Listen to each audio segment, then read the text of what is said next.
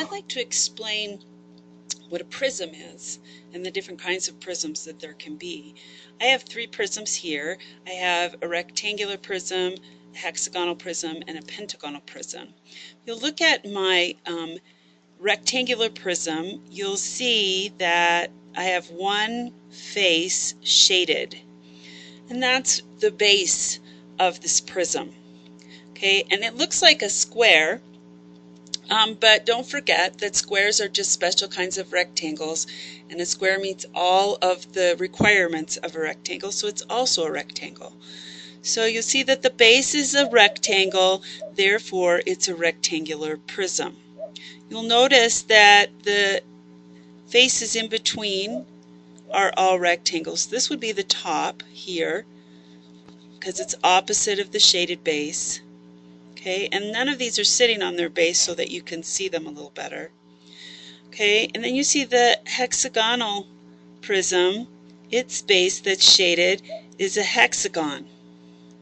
Okay, its top is a hexagon,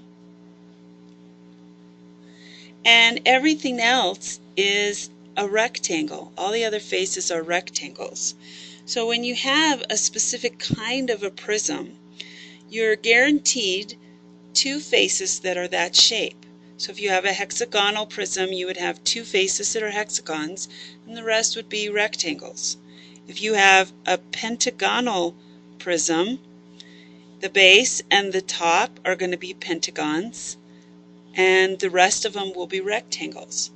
So there are other kinds of prisms as well. You could have a square prism, which would look very much like that rectangular prism because its base is a square. Okay, you could have a triangular prism where its base and top would be triangles. You could have an octagonal prism where its base and top would be octagons and the rest would be rectangles.